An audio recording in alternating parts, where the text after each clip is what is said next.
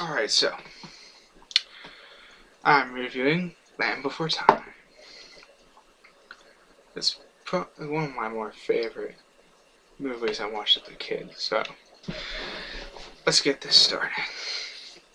Land Before Time centers around a group of kid dinosaurs who are separated from their families and end up having to work together to get to this mythical place known as the Great Valley because food is becoming scarce and the Great Valley is supposed to have like an infinite supply of it or something, I guess. But anyway, the main focus of the movie is surrounds this group of kid dinosaurs, and honestly, I have to say the group is very well characterized and very well made, like developed and designed.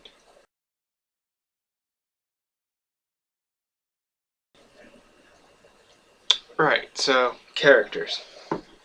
Let's talk, of course, about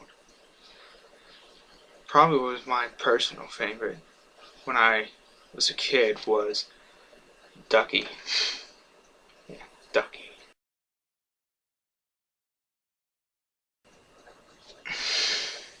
I always found Ducky to be more of the like, I don't know, the more let's just have fun type of kid, like just goofing around.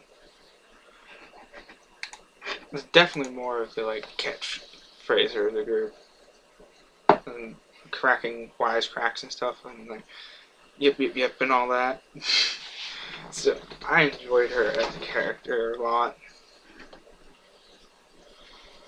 Um, I especially liked her relationship with two of the other members of the group.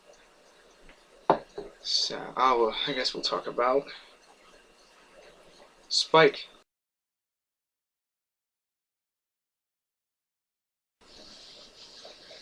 Spike's sort of like the small, like, well, not small, but he's sort of like the baby of the group. He's just recently hatches in the movie when he joins up with them, so he's not like developed, and he rarely ever talks. And I don't think he talks in like the later movies, like whatever sequel, so on and so on.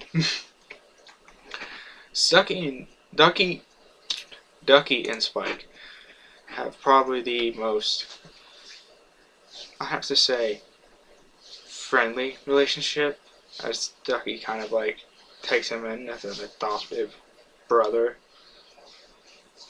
So it's very good. It's really good and interesting, sort of uplifting for the seeing the two interact and stuff. And this movie does have a lot of moments that it needs some uplifting afterwards. So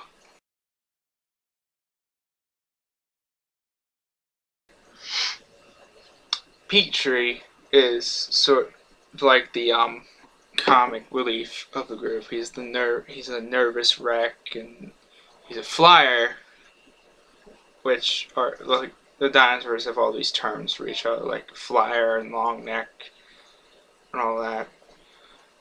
He's a flyer, but he doesn't fly. He hasn't flown before yet, and it's like there's a whole bunch of jokes that are made off of it. So he's a comedy relief, and honestly, for a comedy relief character, he's not all that annoying. I actually find him a lot funny, a lot more funny than most of his type of characters in kids' movies.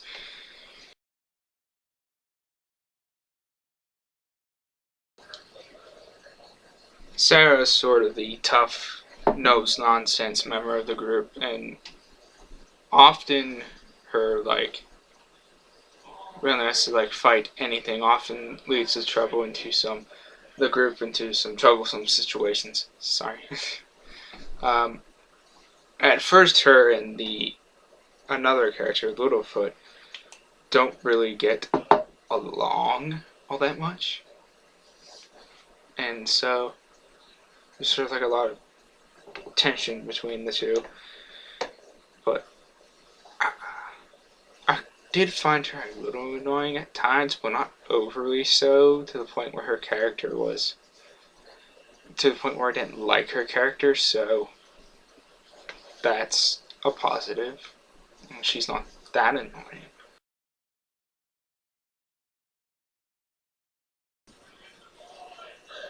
Littlefoot is the de facto leader of the group. He's the one that this is leading them to this great valley, and that's because of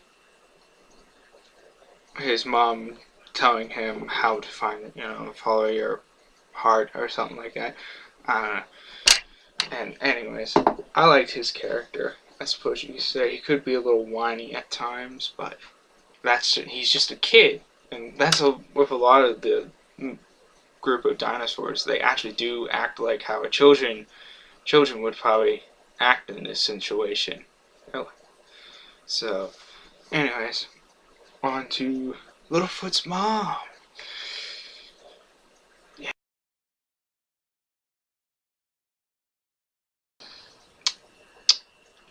Yeah, I chose that scene. Yeah. Because that leads up to this next little quote. I want to say Bambi's mom's death ain't got anything on this. This is probably one of the saddest deaths in animated film history. So, she dies fighting the movie's main villain. Of course, there's a main villain called a Sharptooth, which is basically just a predator dinosaur. But anyways, and she gives Littlefoot the message to go to the Great Valley, make his way on his own, and he gives him the whole inspirational words and all that. But, yeah, it was just depressing watching her die. It's depressing even now that I'm an adult, but when I was a kid, it was just devastating.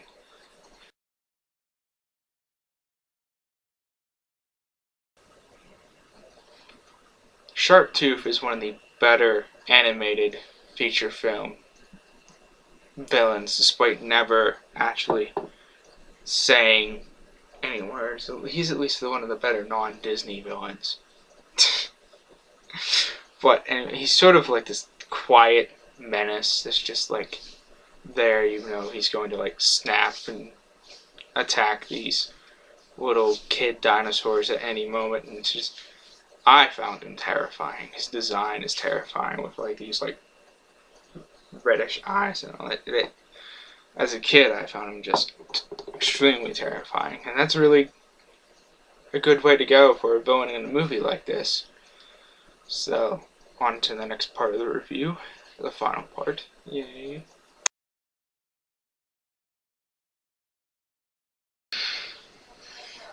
The journey to the Great Valley is without a doubt the best part of the movie, and the ending was very well done, with them finally getting there and being reunited with their parents. And overall, I have to say that it's a really good film, and if you haven't seen it, you're just missing out on something great, something amazing, and you need to go watch it. It's just that good that all I can say, go watch it. Now, there are some moments that I found a little unnecessary and unneeded. Like, the characters could be a little whiny, like too whiny, but again, they're kids and they're very well represented as kids, and a kid would be whiny and annoying in a situation like this. Anyway, the animation is good, the music is good, the score just fits the movie perfectly, and I loved it. Yeah, it was a great movie. I'll give it, I'd have to say, 5 out of 5 thumbs up. Yes, I know, another 5 out of 5 thumbs up. But I actually think this movie is really deserving of that. You should definitely go check it out and buy it on Blu-ray or DVD or something, man. Just watch it. You won't regret it.